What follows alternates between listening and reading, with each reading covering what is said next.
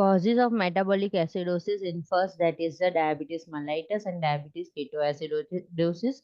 When the blood glucose level is continuously more than 500, then at that time it will occur, ketone bodies release and acidosis will occur.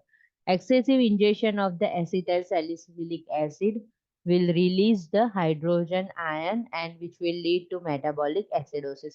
If you are taking a high fat diet at that time also, there is a rapid accumulation of the waste product because of fat metabolism and build up ketone and acid.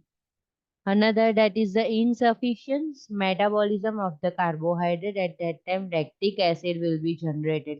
મેં example આપ્યું હતું, lactic acid generate થાય તો કઈ ટાઈપના symptoms હોય, કેવા હોય? લેગમાં પેઇન થાય. હા, લેગમાં પેઇન થાય. ઓકે, કારણ કે એને સફિશિયન્ટ, જ્યારે કાર્બોહાઈડ્રેટનું મેટાબોલિઝમ થતું હતું, ક્રેબ સાયકલ જોઈ લીધી હતી. જોઈ.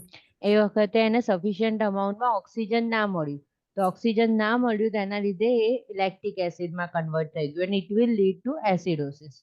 Now malnutrition, improper metabolism of the nutrients causes the fat metabolism leading to the excess buildup of ketones and acid. કે જે હાઇપોગ્લાયસેમિયા વખતે થતું હોય છે, મેટાબોલિક એસિડોસિસ ન્યૂબોર્ન બેબીમાં. હાઇપોથર્મિયાના લીધે રેસ્પિરેટરી એસિડોસિસ થતું હોય છે અને મેટાબોલિક એસિડોસિસ થતું હોય છે, તો ત્યારે આવું થાય છે.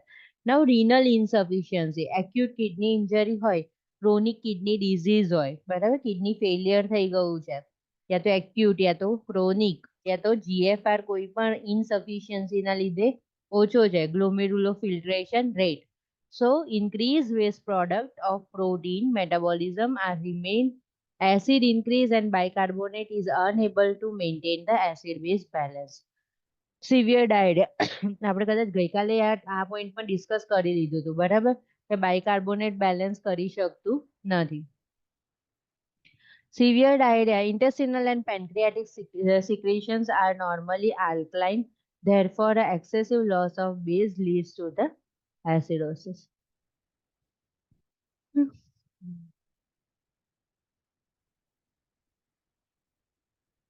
આ બધું પતી ગયું છે ને? આ ઇન્ટરવેન્શન્સ બાકી છે?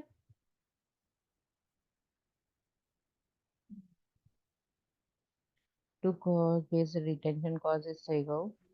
Now and in ફરી જોઈ લે એકવાર, બરાબર. An insufficient supply of the insulin in a client with a diabetes mellitus can result in a metabolic acidosis. કાલે આપણે આ વ્યવસ્થિત ડિસ્ક્રાઇબ કરી લીધેલું છે. ઇન્ટરવેન્શન શું? જ્યારે મેટાબોલિક એસિડોસિસ હોય ત્યારે. Monitor for the sign of respiratory distress. હવે આપણે તો મેટાબોલિકની વાત કરીએ છીએ, તો આમાં રેસ્પિરેટરી ડિસ્ટ્રેસ કેમનું આવી ગયું? Can you explain it?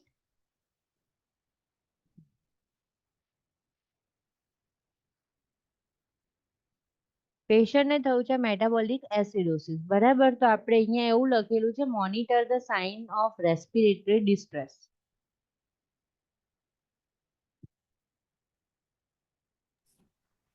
A compensate કરવા વધારે બ્રેક કરે છે એટલે. વેરી ગુડ, વેરી ગુડ, બરાબર.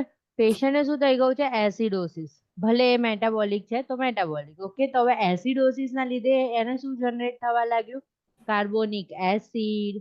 પછી એને બહાર કાઢવું છે તો એના રેસ્પિરેશન કેવા હશે? હાઈ અને રેપિડ, બરાબર. રેપિડ હશે અને ઇનડેપ્થ હશે, રેસ્પિરેશન રેટ વધારે હશે. that shows the respiratory distress.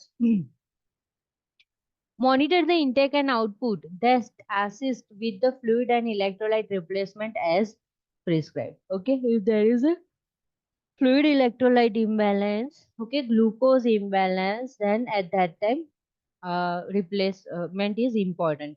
Prepare to administer solutions intravenously as prescribed to decrease the buffer base. Okay, buffer એટલે means balance કરી શકાય એ ટાઈપના intravenous solution administer કરો. Now intervention in the diabetes mellitus and diabetes ketoacidosis. Patient જ્યારે પણ ડાયાબિટીસનું હોય ત્યારે કયું ઇન્ટરવેન્શન કરવાનું? Give insulin as prescribed at to hasten the movement of the glucose into the cell thereby the decreasing into the concurrent ketoacidosis. Insulin આપો એટલે glucose જે બ્લડમાં ફર્યા કરે છે એ બધું ક્યાં જતું રહે? સેલમાં જતું રહે. એટલે આર્ટેરિયલ બ્લડ ગેસ કરીએ તો ત્યારે એની પીએચ વેલ્યુ નોર્મલ આવે. Can you tell me normal blood pH value?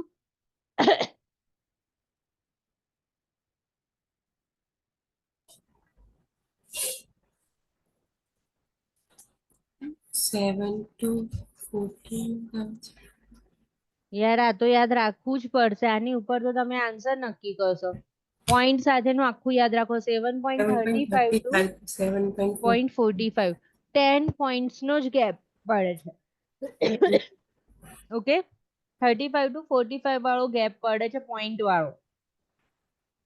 And remember it carefully. બરાબર, 7.35 ની જગ્યાએ જો 7.36 હોય ને તો પણ તમારે એવું સસ્પેક્ટ કરવાનું છે કે પેશન્ટ ધીમે ધીમે એસિડોસિસ બાજુ જઈ રહ્યું છે. So now I should take a preventive interventions. પછી લાઈક 45 માં 44 નજીક પહોંચી ગયો તો તમારા મગજમાં એવું લાઈટ થઈ જજો કે કેમ પેશન્ટ આલ્કલોસિસ બાજુ જાય છે. વોટ શુડ આઈ ડુ નાઉ? ખ્યાલ આવ્યો? તો એ વિચારવા માટે તમારે આ ક્લિયર કટ યાદ હોવું જોઈએ.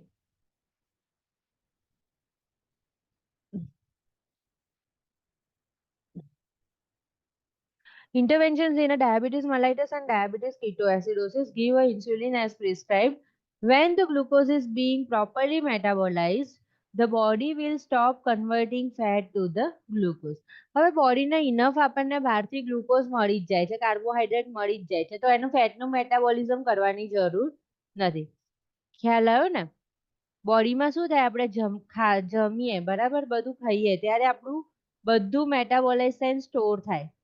કાર્બોહાઈડ્રેટ, પ્રોટીન, ફેટ બધું જ. બરાબર, જ્યારે હવે આપણે ફાસ્ટિંગ કરીએ છીએ તો ત્યારે હવે બહારથી કશું મળતું નથી, કાર્બોહાઈડ્રેટ નથી. તો જ્યાં સુધી બ્લડના એને લીવરને મેટાબોલિઝ કરવું હોય તો ત્યાં સુધી કાર્બોહાઈડ્રેટ કરી દેશે. હવે કાર્બોહાઈડ્રેટ પતી ગયું તો એ લોકો મેટાબોલિઝમ, ફેટનું મેટાબોલિઝમ ચાલુ કરી દે, પ્રોટીન મેટાબોલિઝમ ચાલુ કરી દે. બરાબર, તો એટલે એવું કહે છે કે ગ્લુકોઝ મળી ગયો તો ફેટનું મેટાબોલિઝમ કરવાની હવે જરૂર નથી. જો ફેટનું મેટાબોલિઝમ થાય તો શું રિલીઝ થશે? એસિડ. બરાબર, જોયું તું ને આપણે? આઈ ડો એસિડ્સ એન્ડ કીટોન્સ. અંડરલાઈન કર દો.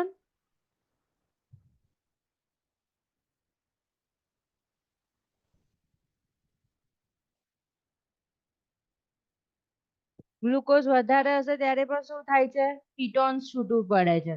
ફેટ વધારે હોય ત્યારે ફેટનું મેટાબોલિઝમ થવા લાગે ત્યારે ketones and acid. Monitor for the circulatory collapse caused by the polyuria. Metabolic acidosis થયું અને પછી પોલીયુરિયા થઈ ગયું તો સર્ક્યુલેટરી કોલેપ્સ હશે. બરાબર, એટલે મીન્સ બ્લડની અંદર ઇનફ સફિશિયન્ટ અમાઉન્ટમાં ફ્લુઇડ રહેશે નહીં, which may result from the hyperglycemic state. બરાબર, જ્યારે બ્લડ ગ્લુકોઝ હાઈ હોય ત્યારે આપણને ખબર છે પોલીયુરિયા, પોલીડિપ્સિયા and પોલીફેજિયા will occur. Osmotic diuresis may lead to extracellular fluid volume deficit.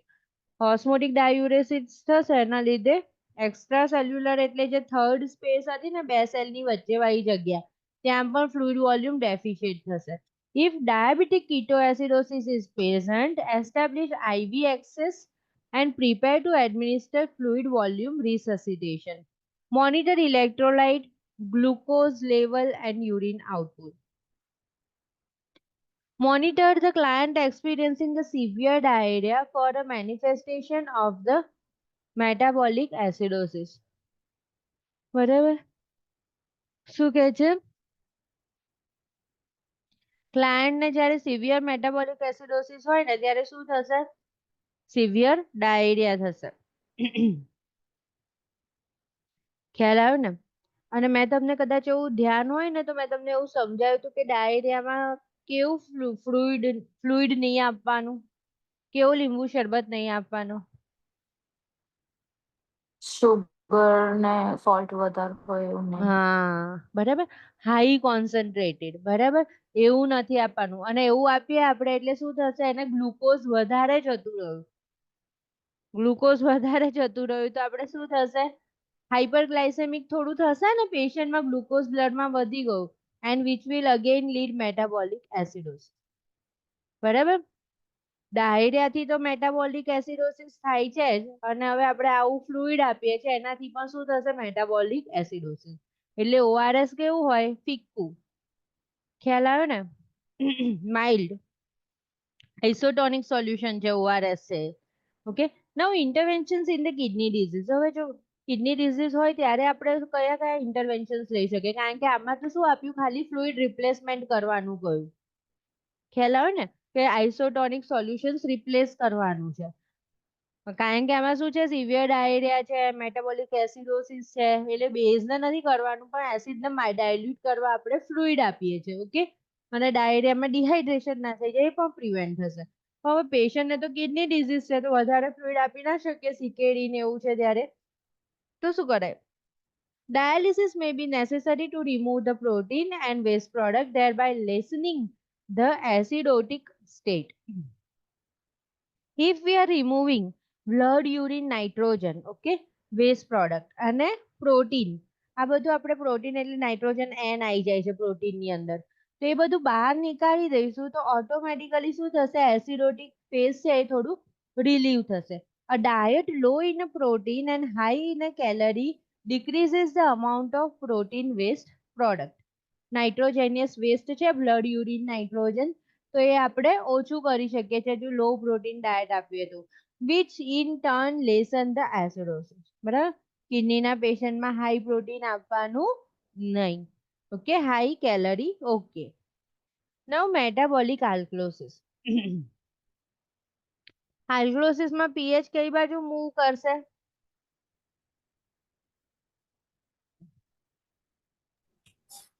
7.45. 7.45 બાજુ મૂવ કરશે. ઓકે, તો a deficient of the carbonic acid. હા, કાર્બોનિક એસિડ તો એસિડ કરે છે, પણ એ ઓછો થઈ જાય ત્યારે આલ્કલોસિસ થશે. And decrease in hydrogen ion. Hydrogen આયનમાં શું શેના માટે રિસ્પોન્સિબલ છે? એસિડિક કરવા, પણ એ પણ ઓછો થઈ ગયો છે ત્યારે concentration that result from the accumulation of the base from a loss of acid, યા તો બોડીમાંથી એસિડ લોસ થઈ ગયો છે, યા તો without a comparable loss of base in the fluid deficient fluid volume body fluid. Okay, hydrogen ion બરાબર છે, કાર્બોનિક એસિડ એ બરાબર છે, પણ જે કિડની બાયકાર્બોનેટને એક્સક્રીટ કરવી જોઈએ એ એને ઓછું કરી દીધું છે, તો કાર્બોનિક એસિડના હાઇડ્રોજન આયનની કમ્પેરમાં બાયકાર્બોનેટ બહુ વધી ગયું. પેલું ટોટલ થઈને 200 થાય છે અને બાયકાર્બોનેટના મોલેક્યુલ તો 400 થઈ ગયા છે, તો શું થશે? Metabolic આલ્કલોસિસ. Now causes. Metabolic alkalosis result from a dysfunction of the metabolism that causes an increased amount of available base solution in the blood or a decrease in available acid in the blood. કે acid ઓછું થઈ ગયું છે આ તો બેઝનું amount વધી ગયું છે ત્યારે.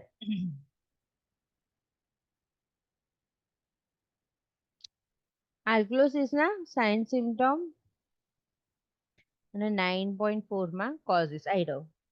મેટાબોલિક આલ્કલોસિસ કોઝિસ, પહેલામાં પહેલું ડાયુરેટિક્સ, કારણ કે એની અંદર બધું લોસ જશે.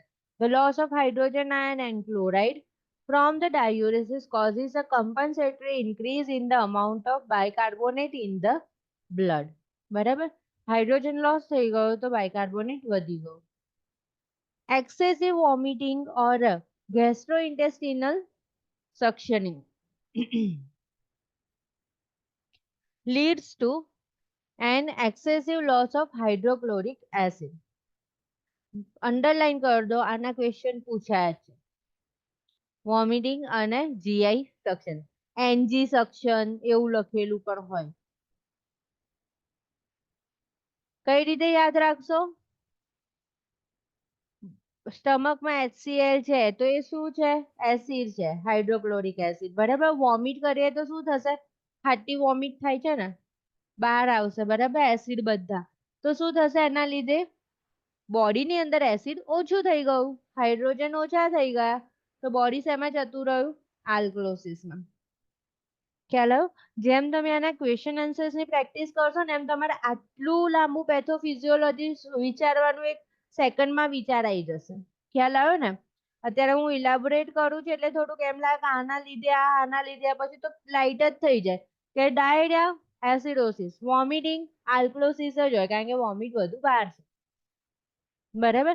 એવું ગોખવા નથી બેસવાનું ડાયરિયા ને એસિડોસિસ, વોમિટિંગ એટલે આલ્કલોસિસ એવું ગોખવાનું નથી, પણ એવું તમને ઓટોમેટિક હાઇલાઇટ થઈ જશે. અને એનજી સક્શનમાં શું હોય? ઓફકોર્સ આપણે શું કરીશું? આરટી એસ્પિરેટ કરીશું, સક્શન લગાવીશું, તો બધું સ્ટમક કન્ટેન્ટ જ બહાર આવશે એની અંદર. તો અગેન એની અંદર આલ્કલોસિસ થશે. Now hyperaldosteronism increase renal tubular resorption of the sodium occur with a resultant of loss of hydrogen ions. શું કર્યું? સોડિયમ ને રિઝોર્બ કરી દીધું. રિઝોર્બ મતલબ રીએબ્ઝોર્બ. રીએબ્ઝોર્બ કરાયું મતલબ પાછું લઈ લીધું સોડિયમ આયન એને. બરાબર? એના લીધે શું થશે? અગેન સોડા બાયકાર્બોનેટ પણ એક્સ્ટ્રીટ થશે નહીં and which will lead to alkalosis. અને એની કમ્પેરમાં હાઇડ્રોજન લોસ કન્ટિન્યુઅસ છે એટલે આલ્કલોસિસ થશે. Now injection of and or infusion of a excess sodium bicarbonate. હવે ડાયરેક્ટ જ સોડા બાયકાર્બ આપણે ઇમરજન્સી મેડિકેશન છે. ક્યારે આપીએ આપણે? કે મેટાબોલિક એસિડોસિસ હોય યા તો રેસ્પિરેટરી એસિડોસિસ હોય ત્યારે સોડા બાયકાર્બ આપણે આપતા હોઈએ છીએ. તો હવે શું થયું? એક્સેસ એડમિનિસ્ટ્રેશન થઈ ગયું તો પેશન્ટ આલ્કલોસિસમાં જશે. Massive transfusion of the whole blood. The citrate anticoagulant. શું વર્ડ છે? Citrate.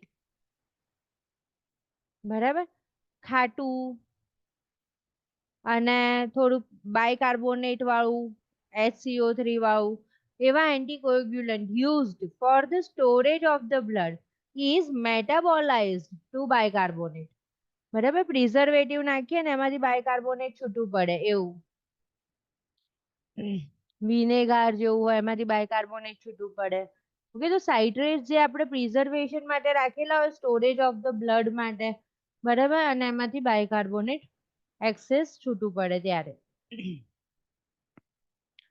Now assessment of the metabolic આલ્કલોસિસ.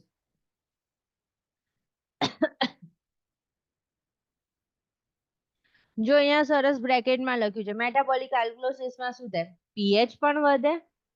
PH વધે એટલે શું થાય? આલ્કલાઇન થાય. આલ્કલાઇન શેના લીધે થાય? બાયકાર્બોનેટના લીધે થાય.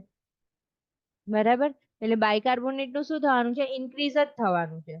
હવે આની કમ્પેરમાં PaCO2 કેવું થાય? આલ્કલોસિસ છે તો ઘટે. બરાબર? હાઇડ્રોજન આયન ઘટે, કાર્બોનિક એસિડ ઘટે. બરાબર? તો આવું થોડું થોડું વિચારવાનું કે આવી સિચ્યુએશનમાં આવી વસ્તુઓ જોવા મળે. હવે આ તો પેશન્ટ આખું આલ્કલાઇન થઈ ગયું છે તો ન્યુરોલોજીકલ શું થશે? Lethargy, ઇરિટેબિલિટી, confusion and headache. કાર્ડિયોવાસ્ક્યુલરમાં શું થશે? લો બ્લડ પ્રેશર થશે, ટેકિકાર્ડિયા થશે, ડિસઆરિથમિયા થશે. ગેસ્ટ્રોઇન્ટેસ્ટિનલમાં શું થશે? એનોરેક્સિયા, નોઝિયા એન્ડ વોમિટિંગ. બરાબર? જો બંનેની નીચે મસ્ત અંડરલાઈન કરી દો. વોમિટિંગ આવે ને એટલે મેટાબોલિક આલ્કલોસિસ જ વિચારવાનું હો. અને ડાયરિયા નીચે જ અંડરલાઈન કરજો. ડાયરિયા આવે ને આમાં રેસ્પિરેટરી આલ્કલોસિસ છે એટલે લખેલું છે, પણ એસિડોસિસ હોય ને ત્યારે ડાયરિયા વિચારવાનું. 1 મિનિટ આઉટ આપણે જોયું. જુઓ અહીંયા મેટાબોલિક એસિડોસિસ, ડાયરિયા, આગળ વોમિટિંગ છે ને પણ ના વિચારતા. બરાબર? એસિડોસિસ માટે ડાયરિયા વિચારજો અને આલ્કલાઇન થવા વાળું હોય ને એમાં વોમિટિંગ વિચારજો. હમણાં લેક્ચર પતાય એટલે તરત હું તમને એસિડોસિસ અને આલ્કલોસિસના પણ 20 ક્વેશ્ચન્સ આપી દઈશ. બરાબર? એટલે શું તમારું એક્સપોઝર બધી રીતના થાય. મેં તમને મોકલ્યા ને એ ટાઈપના જ ક્વેશ્ચન્સ આવતા હોય છે. ધેન ન્યુરોમસ્ક્યુલરમાં શું છે? Tetany, tremor, tingling of extremity. બરાબર? Muscular cramp, hypertonic muscle, seizure. હવે એવું થાય છે કે આ વર્ડ્સ માંથી કોઈ વર્ડ્સ માં નથી આમ આઈડિયા આવતો. ટીટાનીમાં શું થાય? ટ્રેમર અને કન્વર્ઝન ની વચ્ચેનું. ટ્રેમર માં શું થાય? આમ થયા કરે, કશું પકડો તો આમ હાલ્યા કરે, ગ્લાસ પકડો તો. ટિંગલિંગ માં શું થાય? અંદર કશું ભોંક્યા કરતું હોય યા તો ખાલી ચડ્યું હોય, ખબર છે આપણે આમ આમ કરીએ કશું ખાલી ચડે કોઈને, તો that is the tingling, numbness થઈ ગયું હોય. then muscles cramp, ક્રેમ્પ આવે, લાઈક આપણે એબ્ડોમિનલ ક્રેમ્પ આવે, ચૂંક આવે, બરાબર, એવું મસલ્સ ક્રેમ્પ આવે. આપણે એમ પણ કહીએ છીએ ઘણી વાર કે નસ ચડી ગઈ, નસ ખેંચાઈ ગઈ. ઓકે, દેન હાઇપરટોનિક મસલ્સ, એટલે હાઇપરટોનિક રિફ્લેક્સિયા થઈ ગયું હોય, બરાબર, હાથ પગ બધું વધારે ફાસ્ટ ચાલતું થઈ ગયું. અને સીઝર એટલે તો ખેંચ. Respiratory rate and depth decrease as a compensatory action by lungs. Okay, જો આમાં રેસ્પિરેટરી આલ્કલોસિસ છે, મેટાબોલિક આલ્કલોસિસ છે. આમાંય ડિક્રીઝ છે અને આની અંદર પણ ડિક્રીઝ છે, પણ આની અંદર ખાસ છે કે કમ્પન્સેટરી એક્શન કરવા માટે ડિક્રીઝ થયું છે અને આમાં વધે છે.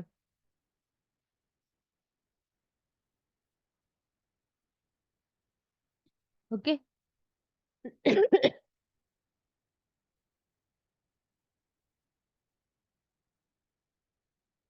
Now, monitor the client experiencing excessive vomiting or a client with a GI suctioning for a manifestation of the metabolic alkalosis.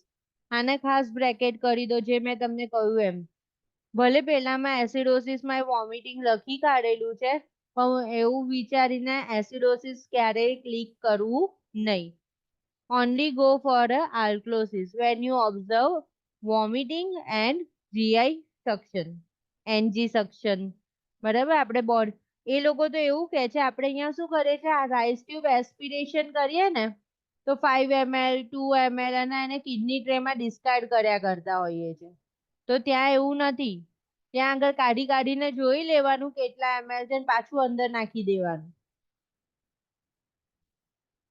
એવું કે છે કે તમે કાઢો ને એટલે બધા ન્યુટ્રિયન્ટ્સ, એસિડ્સ બધું તમે બહાર કાઢી નાખજો, એના લીધે ઇમ્બેલેન્સ થઈ ગયું. એટલે આપણે આમ જોઈ લઈએ 5 ml થી વધારે નહીં આવતું, પાછું એને એમની જગ્યાએ પુશ કરી દેવાનું.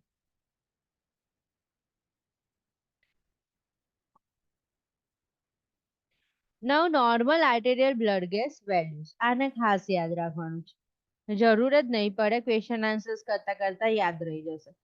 પીએચ તો આપણે યાદ રાખી, 7.35 to 7.45. PaCO2 મેં શું કહ્યું હતું, 35 to 45, ઘણી બધી વાર ડિસ્કસ થયું આપણે, 35 to 45 છે. આની પાછળનું છે ને એટલું જ, બરાબર. બાયકાર્બોનેટ બી યાદ રાખી લીધું છે, 21 to 28. એન્ડ PaO2, આને તો કશું યાદ રાખવાની જરૂર નથી, 80 ની ઉપર તો રહેવું જ જોઈએ અને નોર્મલ 100. PaO2 નું કોઈ ફરક પડતો નથી, એ તો હાઈએસ્ટ જ રહેવું જોઈએ, રેસ્પિરેટરી એસિડોસિસ હોય, આલ્કલોસિસ હોય, કંઈ પણ.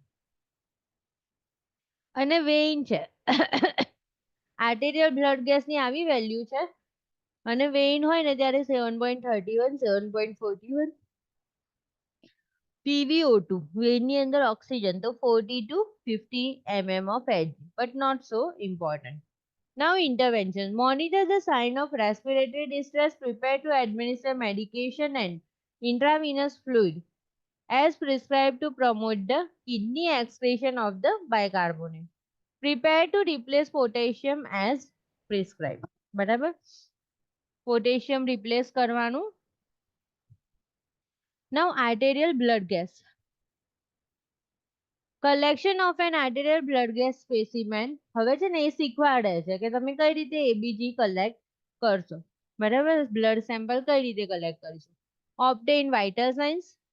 Why it is important? In vital signs chapter we are going to learn SpO2 is also included into the vital sign, બરાબર. તો આપણને ખબર પડશે ઓક્સિજન 90 રહી રહ્યું છે, 94 અબાઉ તો રહેવું જોઈએ ને, અને નોર્મલી 100 રહેવું જોઈએ. So we can understand. Determine whether the client has an arterial line in place. Allow the arterial blood sampling without further puncture of the to the client. બરાબર. એવું કહે છે કે વિગો ઓલરેડી ઇન્સર્ટેડ છે આઈવી કેન્યુલા તો એમાંથી જ બ્લડ લઈ લો. વિષ્ણુજી તમે જોબ ચાલુ કરી? નહીં કરવી? નહીં કરી હજી. હા નહીં કરી હજી. નહીં કરી પણ પ્લાન કરો ને. ધારો કે હું આવું કહું છું ને એટલે મારા મગજમાં એમ આવે છે કે તમે જો જોયું હશે ને તો તમને આમ વધારે ખ્યાલ આવી જશે. આ ખુશી તમે એવી રીતે બ્લડ લો છો. એનડી ખરું ને, એનડી એમાં આવી રીતના યંગ સિસ્ટર્સ બધી ચિલ્ડ્રન ની અંદર આઈવી કેન્યુલા પોતે જ ઇન્સર્ટ કરે છે. અમુક હોસ્પિટલમાં આઈવી કેન્યુલા છે ને સિસ્ટર કરે. એવું છે. તમે કર્યું છે ખુશી? મેમ આઈવી નહીં કરવા દે પણ બ્લડ છે ને બ્લડ કલેક્ટ કરવા તો બહારથી બોલાવે છે. જે લેબોરેટરી વાળા હોય ને એ જ આવે ને. કઈ વાંધો નહીં. ના એટલે આમ અમુક જગ્યાએ બ્લડ ના સેમ્પલ કલેક્ટ કરીને મોકલી આપવાના હોય ને સિવિલ ની અંદર તો એવું હોય કે આપણે બ્લડ સેમ્પલ કલેક્ટ કરીએ, અલગ અલગ વેક્યુટીમાં ભરીએ અને સેન્ડ કરીએ પ્રિસ્ક્રિપ્શન સાથે એવી રીતે. હવે હું એમ કહેતી હતી કે એટલે ગવર્મેન્ટમાં એવું હોય છે, પ્રાઇવેટમાં નહીં હોતું. પણ તમે આઈવી કેન્યુલા બી નહીં નાખ્યું? નાખ્યું છે આઈસી ના ઇન્ટ્રાકેટ? આઈવી નાખ્યું છે. હા તો બસ એમાં કાઢીએ ત્યારે પછી એમાંથી જ નીચે ભરવાનું હોય છે. પણ તમે સેમ્પલ કલેક્ટ નહીં કરતા ને એટલે નથી આઈડિયા. કઈ વાંધો નહીં.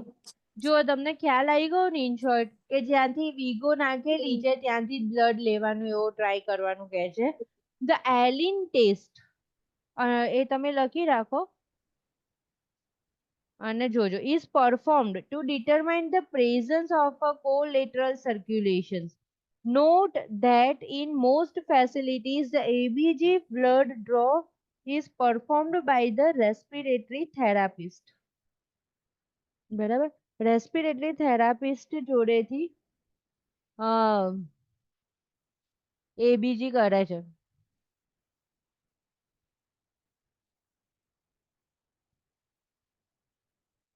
હું એલિન ટેસ્ટ કહી દો. A medical assessment used to evaluate blood flow to the hand, particularly to ensure the adequate collateral circulations from the ulnar artery to hands in the case of the potential issue of the radial artery. થોડું કહે છે ને તમે Google કરીને જોજો. એવું કહે છે કામ હોય ને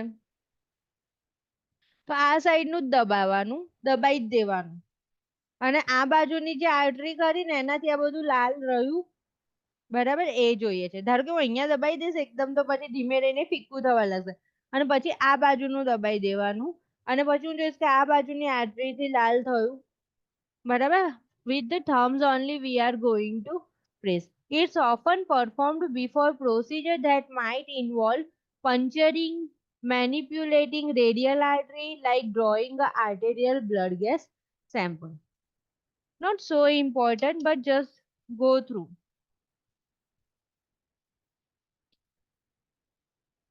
Box number 9.5 I wrote. Assess the factors that may affect the accuracy of the results, such as changes in O2 setting, suctioning within 20 minutes, past 20 minutes, and client activities. ખાસ અંડરલાઈન કરી રાખ. બરાબર. હું અત્યારે ને અત્યારે ઓક્સિજન ફૂલ flow આપી દઉં અને પછી એમ કહું કે આનું તો મસ્ત આવ્યું ઓક્સિજન, ચાલે? એવું ના ચાલે. સક્શનિંગ કર્યું હોય એનું એમ કહું કે આનામ તો ઓક્સિજન બહુ ઓછું આવે છે, કાર્બન ડાયોક્સાઇડ વધી ગયું છે, તે બધું ના ચાલે. એક્સરસાઇઝ કરી હોય, સીડીઓ ચડીને આવું ને તરત લઉં, લેક્ટિક એસિડ કદાચ ફોર્મ થઈ ગયા હોય બરાબર, તો એ બધા ફોલ્સ રિઝલ્ટ આપે છે. તો આ બધા વસ્તુઓને અવોઇડ કરો. Provide emotional support to the client. Allen test જોઈ લઈએ. The procedure is explained to the client, including that its purpose is to assess the collateral circulation. Collateral word નું meaning મેં તમને સમજાયેલો છે? નથી સમજાયો બરાબર. હવે ધારો કે આમ નદી જતી હોય બરાબર હવે આપણે અહીંયા આમ જતા જતા અહીંયા રસ્તામાં જ બધું બંધ કરી દઈએ, યા તો અહીંયા વચ્ચે પહાડ જેવું આવી જાય છે, તો શું થઈ જશે? ફ્લો છે ને એનો આમ જતો રહેશે, આમ જતો રહેશે, દરેક જગ્યાએ ફાંટા પડી પડી પણ એનો રસ્તો તો કાઢી જ લેશે. બરાબર? તો એ જે રસ્તો કાઢે છે ને વોટર કે બ્લડ એના પ્રેશર ના લીધે, તો એને શું કહેવાય? Collateral circulation. ક્લિયર? બરાબર? હંમેશા એવું થાય બ્રેઇનમાં, ચેસ્ટમાં, બધી જ જગ્યાએ જ્યાં જ્યાં આર્ટરીઝ છે, લેગ્સમાં, જ્યાં આગળ ક્લોટ ને એવું થાય ને તો ત્યાંથી આજુબાજુની નાની નાની બીજી આર્ટરી, ફ્રેજાઇલ આર્ટરીઝ નીકળી જશે, પણ જે તે ઓર્ગનને બ્લડ સપ્લાય તો મળી જ જશે. ઓકે? અને આ કોલેટરલ સર્ક્યુલેશન ના લીધે જ ઇસોફેજલ વેરાઇસિસ થાય, પોર્ટલ હાઇપરટેન્શન હોય ને ત્યારે બ્લીડિંગ સ્પોટ ઇન ધ ઇસોફેગસ થાય. એ થાય ને એ જ થોડુંક વધારે પ્રોબ્લેમેટિક છે, બાકી બધી જગ્યાએ કોલેટરલ સર્ક્યુલેશન થી આપણું જે ઓર્ગન હોય ને એ સર્વાઈવ રહે છે. એ કોઈ પાઇપ નથી આર્ટરી કે વેઇનની, પણ એને જાતે જાતે જગ્યા કરીને બ્લડ સપ્લાય પ્રોવાઈડ કરે છે. Pressure is applied over the ulnar and radial artery simultaneously. Okay? હું અહીંયા કર્યા કરીશ પહેલા પ્રેશર, પછી હું અહીંયા કર્યા કરીશ પ્રેશર. બરાબર? અને જોઈશ કે ભાઈ રેડ ના રેડ રહે છે ને. બરાબર? The client is asked to open and close the hand repeatedly. Pressure is released from the ulnar artery while compressing radial artery. The color of the extremity distal to the pressure point is assessed. If the flow through the ulnar artery is good, flushing will be seen.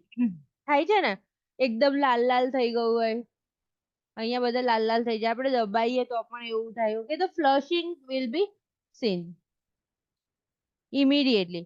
The Allen test is then positive and the radial artery can be used for the puncture.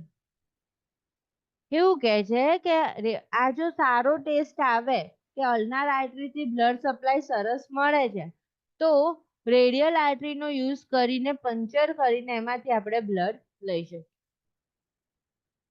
If the Allen test is negative, no flushing is seen. The test is repeated on the other arm.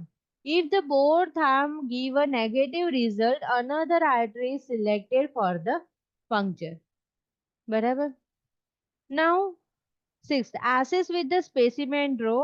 Prepare a heparinized syringe. આપણે અહીંયા શું આવે છે? વેક્યુટીઝ આવે છે ને, purple વેક્યુટીઝ. બરાબર? તો એવી હિપેરિન વાળી સિરિંજ કે જે ક્લોટ ના કરે.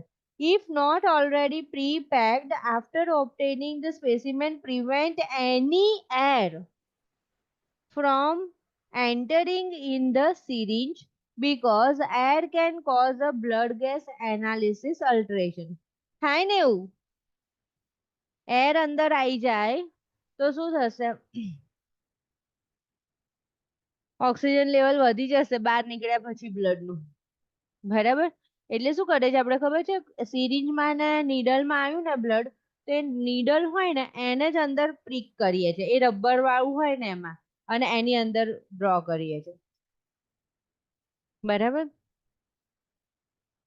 From the entering into the syringe because air can cause a blood gas analysis alteration. Apply pressure immediately to the puncture site following the blood draw. Maintain pressure for a 5 to 10 minutes. If the client is taking an anticoagulant to decrease the risk of hematoma, reassess the radial pulse after removing the pressure. આપણે વિચારો વેઇનમાં જ puncture કરીએ છીએ ત્યારે blood કેવું આવે છે? ફૂલ fledged આવે છે ને. ઘણી વાર બેડશીટ બી ખરાબ થઈ જાય, વિગોનું પણ ખરાબ થઈ જાય. બરાબર? તો આર્ટરી છે એટલે વધારે ફોર્સફુલી આવે, તો ટેક કેર ઓફ ધેટ. એન્ટીકોએગ્યુલન્ટમાં હશે તો વધારે ફ્લોમાં બ્લડ આવતું હશે. બરાબર? તો take care of that. 5 minutes છે, 10 મિનિટ્સ છે, એન્ટીકોએગ્યુલન્ટ હોય તો 10 મિનિટ સુધી પ્રેસ રાખો. Reassess the radial pulse after removing the pressure. Appropriately label the specimen and transport it on a ice to the laboratory. Okay. Ice container સાથે એને લેબોરેટરીમાં મોકલવાનું. On the laboratory form, record the client temperature and type of supplemental O2 that the client is receiving. Now, respiratory acid-base imbalance. Remember that the respiratory function indicators is a PaCO2. Underline it. Respiratory acidosis છે કે આલ્કલોસિસ છે એ ખાલી ને ખાલી PaCO2 ઉપરથી જ decide કરવાનું છે. Okay. Respiratory remember that respiratory function indicator is the PaCO2. In a respiratory imbalance, you will find an opposite relationship between pH and the PaCO2. કેમ એસિડોસિસ થશે એટલે પીએચ શું થશે ડિક્રીઝ થશે પણ રેસ્પિરેટરી એસિડોસિસમાં કાર્બન ડાયોક્સાઇડનું વેલ્યુ બોડીમાં કેવું થઈ જશે વધી જશે તો એ બંને વચ્ચે કેવા રિલેશન થઈ ગયા ઓપોઝિટ પીએચ ઘટે છે PaCO2 વધે છે. In order, the pH will be elevated with the decreased PaCO2 alkalosis and the pH will be decreased with the elevated PaCO2 acidosis.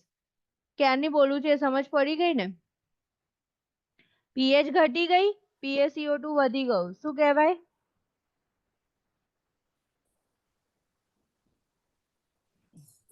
alkalosis.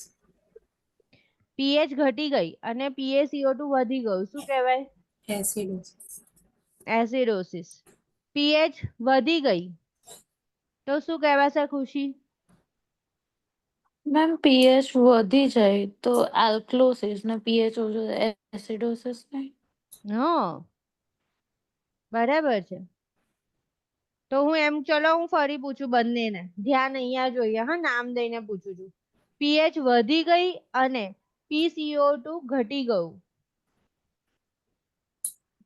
તો શું થશે Alkalosis. આલ્કલોસિસ. પીએચ વધી ઘટી ગઈ ખુશી બોલશે હવે પીએચ ઘટી ગઈ છે અને PaCO2 વધી ગયું તો એસિડોસિસ. ઓકે વિશ્રુતિ PaCO2 વધી ગયું તો PaCO2 વધી ગયું તો acidosis.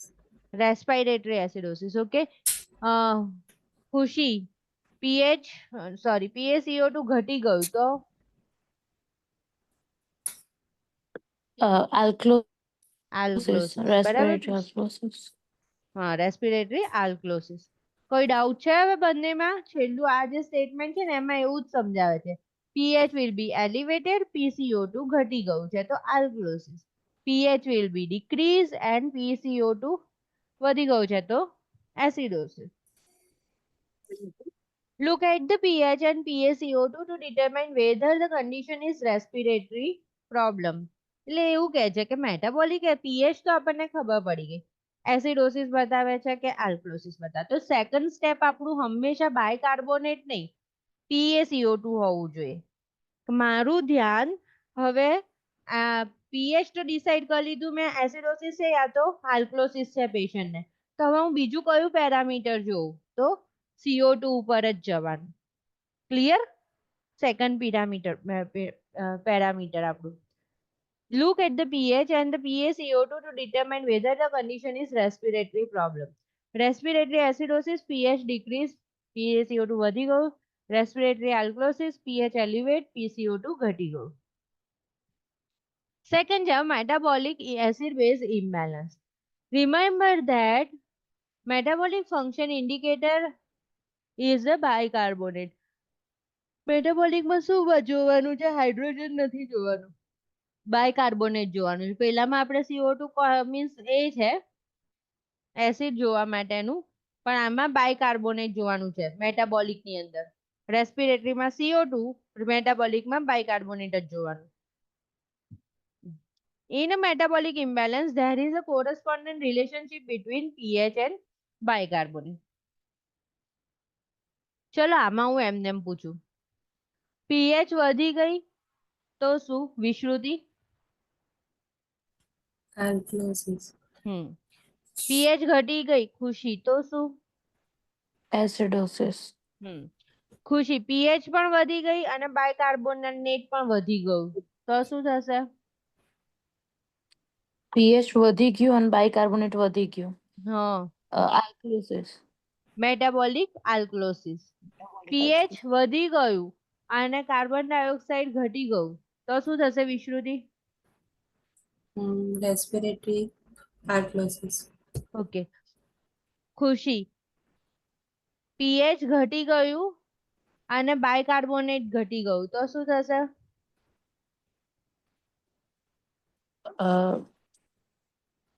Acidosis. Bicarbonate. Metabolic acidosis. Very good. Metabolic metabolic નહીં, સોરી. એસિડોસિસ. ના, મેટાબોલિક જ થાય. બાયકાર્બોનેટ શેનું એસિડોસિસ. ઇન્ડિકેટર છે? alkalosis, CO2 શેનું ઇન્ડિકેટર મેટાબોલિક. છે? CO2 શેનું ઇન્ડિકેટર? મેટાબોલિક. હા હા, મેટાબોલિક. પણ CO2 શેનું ઇન્ડિકેટર છે? કાર્બન ડાયોક્સાઇડ શેનું ઇન્ડિકેટર છે? રેસ્પિરેટરી કે metabolic? Metabolic. My God. CO2 respiratory અને CO3 સોરી, metabolic. હું કન્ફ્યુઝ થઉં છું, સોરી. સાંભળો, કાર્બન ડાયોક્સાઇડ એર છે એટલે રેસ્પિરેટરી. હો ને? બાયકાર્બોનેટ શેનું ઇન્ડિકેટર છે?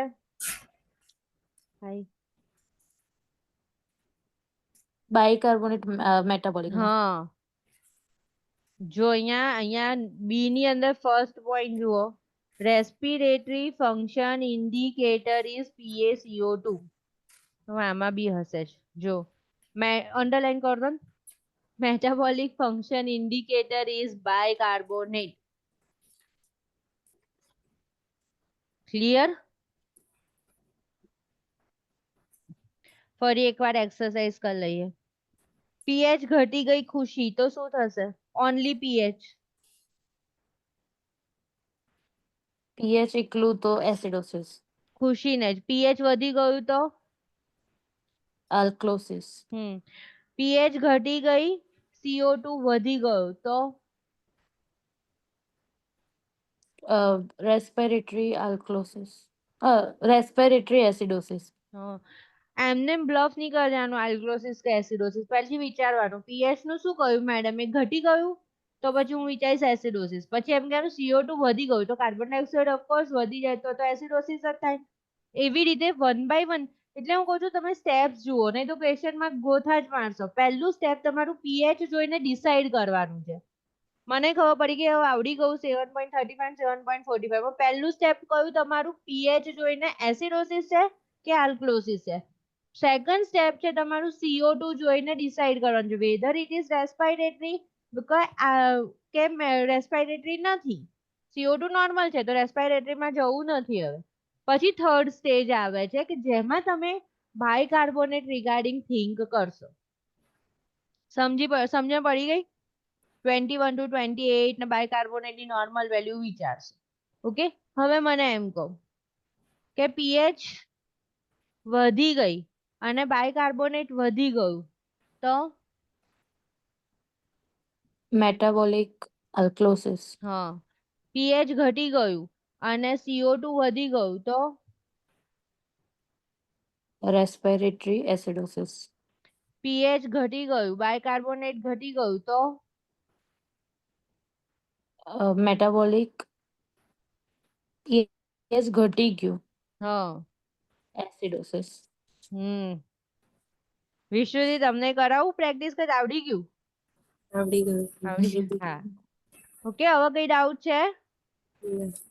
નો. In a metabolic imbalance, there is a corresponding relationship between pH and bicarbonate. In other words, the pH will be elevated, the bicarbonate will be elevated. Or the pH will be decreased, then bicarbonate will be decreased, and that is called acidosis. And I'm called alkalosis. Look at the pH and the bicarbonate. Two determine whether the condition is metabolic problem છે કે નહીં. બરાબર, ફરીને એને એ જ વસ્તુ લખેલી છે. મેટાબોલિક એસિડોસિસ તો આ ડિક્રીઝ ને આ ડિક્રીઝ. મેટાબોલિક આલ્કલોસિસ તો આ વધી ગયું, આ વધી ગયું. In respiratory imbalance, the ABG result indicates an opposite relationship between pH and PaCO2 level. Okay? Respiratory problem એટલે અસ્થમા છે, ન્યુમોનિયા છે, એમ્ફાઇસેમા છે, બધામાં pH અને PCO2 કેવું હશે? ઓપોઝિટ. pH ઘટી જશે અને PCO2 શું થઈ જશે? વધી જશે. એટલે એને રેસ્પિરેટરી એસિડોસિસ થશે જ. અને રેસ્પિરેટરી એસિડોસિસ હંમેશા રેસ્પિરેટરી ડિઝીઝ કન્ડિશનમાં થાય જ. બરાબર ને? આપણે જોયા હતા ને કોઝિસ, અસ્થમા ને એમ્ફાઇસેમા ને ઘણા બધા, COPD. In a metabolic imbalance, ABG result indicate a corresponding relationship between pH and bicarbonate. હવે એનાથી આગળ છે ને આ બધું આવે છે, થોડું કમ્પન્સેશન કોને કહેવાય? બરાબર.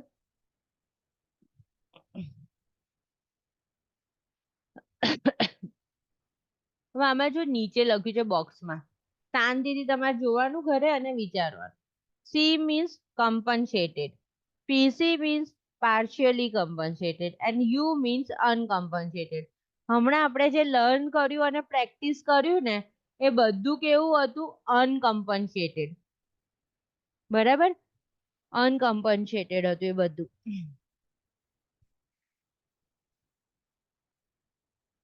હવે છે ને કમ્પન્સેટેડ અને પાર્શિયલી કમ્પન્સેટેડ જોઈને તમને આ હું વંચાવું. અહીંયા લખ્યું છે ટેબલ 9.4. હા, પતવા જાવ છે, આજે પતી જશે. Compensation refers to the body processes that occurs to counterbalance the acid-base disturbances. એટલે લંગ્સ થાકી જાય શ્વાસ લેતા લેતા તો બાયકાર્બોનેટ ને બચાવી દેશે કિડની, કે ભાઈ રેસ્પિરેશન ને થોડુંક સપોર્ટ કરો. અને જો બાયકાર્બોનેટ ની જોડે આગુ પાછું થઈ કિડની તો એ પ્રમાણે લંગ્સ પણ એ રીતના બિહેવ કરશે કે CO2 ને બચાવી લેવો કે CO2 ને વધારે એક્સક્રીટ કરવું. સમજ પડી ને? that both organ એકબીજાને કમ્પન્સેટ કરવાનો ટ્રાય કરશે, હેલ્પ કરવાનો ટ્રાય કરશે કે જેથી આપણી બોડી નોર્મલી બિહેવ કરી શકે. When full compensation has occurred, the pH is within normal limit. Underline it. ખાસ અંડરલાઈન કર દો.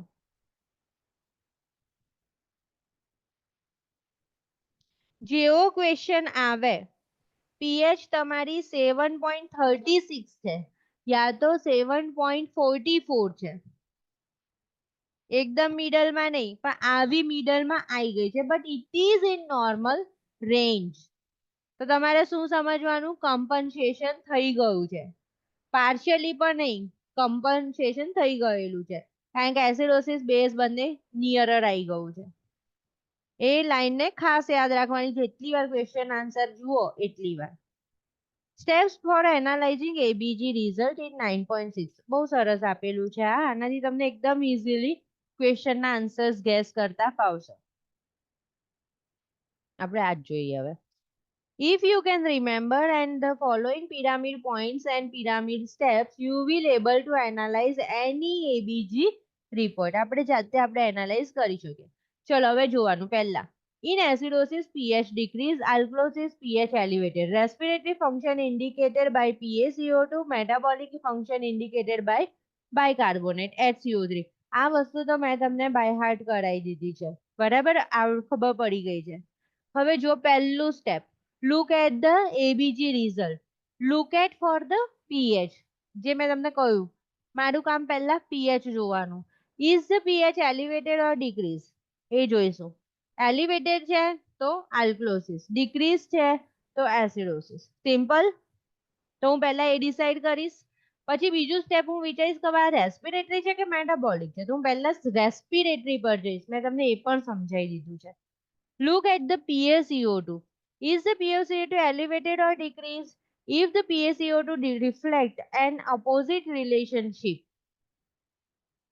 to pH, the condition is a respiratory imbalance. બંને જો એ ઓપોઝિટ ડાયરેક્શનમાં હોય તો કંઈક ના કંઈક લોચો રેસ્પિરેટરીમાં છે, whether alkalosis or acidosis. If PaCO2 does not reflect an opposite relationship to the pH, go to pyramid step 3.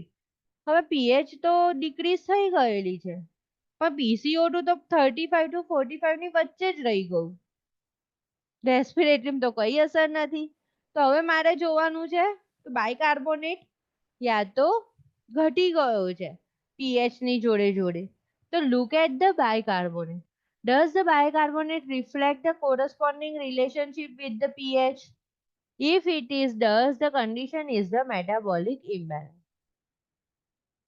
Step 4 જે તમને હજી નથી આવડતું એ ખાસ ધ્યાનથી લર્ન કરો. ફૂલ કમ્પન્સેશન અકર થાય if the pH is in normal range to 7.35 to 7.45. એને અંડરલાઈન કરી દો, જે મેં તમને અહીંયા અંડરલાઈન કરાઈ. બરાબર, કે ભાઈ pH તો નોર્મલ રેન્જમાં છે, પણ ક્વેશ્ચનમાં તો એવો ક્વેશ્ચન બતાવી રહ્યા છે કે કશુંક અબનોર્માલિટી છે, તો તમારે ઓપ્શનમાં જવાનું ફૂલ કમ્પન્સેશન થઈ ગયેલું. If the pH is not normal within normal range, look at the respiratory and metabolic function indicators. If the condition is a respiratory imbalance, look at the bicarbonate to determine the state of compensation. And if the condition is metabolic, then look at the PaCO2 to determine the state of the compensation. બરાબર.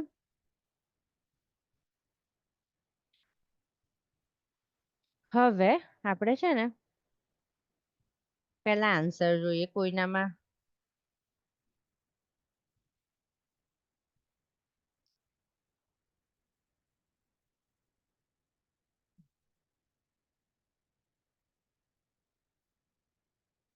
જો 2 નંબરનો question છે,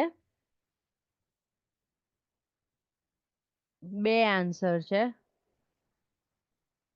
The nurse is caring for a client with a nasogastric tube that is attached to the low suction. હવે વિચારવાનું કે મેં તમને શું શીખવાડ્યું હતું, વોમિટિંગ અને નેઝોગેસ્ટ્રિક સક્શન. તો એસિડ શું થઈ ગયો, આઉટ થયો ને, એસિડ આઉટ.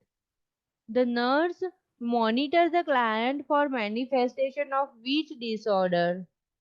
Of course સાચું જ છે ને, મેટાબોલિક આલ્કલોસિસ. બરાબર. હવે છે ને આપણે કમ્પન્સેશન વાળો આ છે ને એ જોઈએ 6 નંબરનો. 4 એનો આન્સર છે. A client who is found unresponsive has a arterial blood gas drawn. જો unresponsive છે, ABG કાઢેલું છે. Result indicate following. તો pH is 7.12. હા, આ પેલાના જેવો થઈ ગયો છે. આ ક્વેશ્ચન આપણા કામનો નહીં. જો અહીંયા વિધાઉટ કમ્પન્સેશન વાળો જ આન્સર આપેલો છે, કદાચ ફરી જોઈ લો.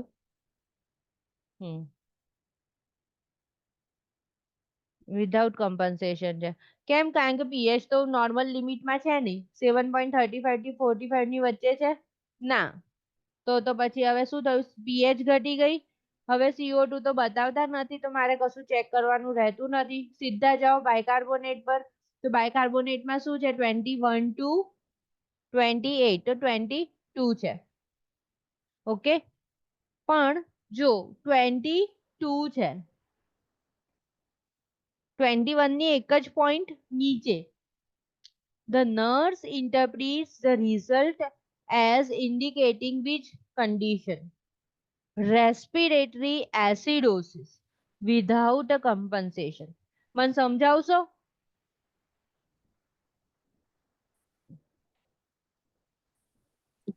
મેમ રેસ્પિરેટરી એસિડોસિસ વાળો તો ખબર પડી, પણ વિથ ને વિધાઉટ માં ખબર ના પડી કે કન્ડિશન કમ્પન્સેટેડ કેમ નહીં કરવાની. સમજાવું. જો અહીંયા પહેલા તો ફૂલ કમ્પન્સેશન નથી લખેલું, બરાબર, એટલે પીએચ નોર્મલ લિમિટ ની અંદર નથી. બરાબર. અહીંયા હવે અહીંયા મારે કે શું જોઈતું હતું કે 7.12 છે ને, તો બાયકાર્બોનેટ 21 થી નીચે હોવો જોઈતો તો મેં શીખવાડ્યું છે એ પ્રમાણે હોવો જોઈતો તો કે નતો હોવો જોઈતો બાયકાર્બોનેટ ની નોર્મલ વેલ્યુ શું 21 to 28. હા ઓકે હવે પીએચ તો ઘટી ગઈ એ પણ કેટલી બધી ઘટી છે 7.12 તો બાયકાર્બોનેટ સામે કેટલો ઘટેલો 12. હોવો જોઈએ 18 17 હોવો જોઈએ ને 17. હા. હા ને થોડો વધારે તો ઘટવો જોઈએ ને 21 ની નીચે જ નહીં ગયો આ તો બરાબર તો હવે મારે શું વિચારવાનું બાયકાર્બોનેટ તો નોર્મલ રેન્જમાં રહ્યું છે તો બીજું શું હોઈ શકે કે જેના લીધે પીએચ આટલી ડાઉન ગઈ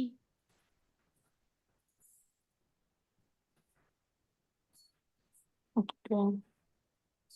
પીએચ ડાઉન ગઈ તો બીજું કયું ઇન્ડિકેટર છે બાયકાર્બોનેટ ને છોડ્યા પછી એસિડોસિસ માટે હારાઓ બોલો ને બે તો ઇન્ડિકેટર છે PaCO2. હા PaCO2 છે બરાબર તો આની અંદર PaCO2. હા હા. PaCO2 છે બરાબર પણ એટલે આની અંદર ભલે નથી આપેલું PaCO2 બરાબર પણ અહીંયા શું ઇનડાયરેક્ટલી શું છે કે બાયકાર્બોનેટ નોર્મલ રેન્જમાં છે તો મારે શું વિચારવાનું છે તો પીએચ આટલી ડાઉન છે તો શું હોય એને બાયકાર્બોનેટ નથી તો રેસ્પિરેટરી એસિડોસિસ હોવું જોઈએ Acidosis. હા. બરાબર તમને એટલું ખાલી નામ ખબર પડી છે પણ આની અંદર આ આન્સર આવે એવું તમને એનું નતું લોજિક ખબર હવે તમને બે વર્ડ ખબર પડી કે રેસ્પિરેટરી એસિડોસિસ થઈ ગયું બરાબર પણ અહીંયા આ લોકોએ આમની જેમ નહીં આપેલું કે ખાલી રેસ્પિરેટરી એસિડોસિસ પાછળ લખી આપ્યું છે વિધાઉટ કમ્પન્સેશન બરાબર તો કેમ કારણ કે શું થયું છે 22 પર અટકી ગયું છે કમ્પન્સેશન થયું નથી એટલે હું તમારા માટે એવો જ આન્સર શોધવાનો ટ્રાય કરું છું કે જેની જોડે અનકમ્પન્સેશન આવે યા તો પછી પાર્શિયલ કમ્પન્સેશન આવે યા કમ્પન્સેશન આવે એવો નહીં આપેલું નહીં આપ્યું ને આમાં નહીં આપ્યું. કઈ વાંધો નહીં કોઈક વાર જ એવું પૂછાય બાકી મેજોરિટી છે ને આવું સિમ્પલ જ પૂછાય છે જે તમને આવડશે મેટાબોલિક એસિડોસિસ રેસ્પિરેટરી એલ્કોસિસ એ તો મેં તમને સરસ કરાવી દીધું છે આવડી ગયું છે ને બાકી હું તમને અત્યારે ને અત્યારે જ આના પર ક્વેશ્ચન આન્સર મોકલી આપું છું બરાબર તો આપણે અહીંયા સ્ટોપ કરીએ છીએ સાંભળો કાલે હું કદાચ લેક્ચર નહીં લઉં હો ને Okay, ma'am. સારું ચલો bye bye bye Thank you, ma'am. હા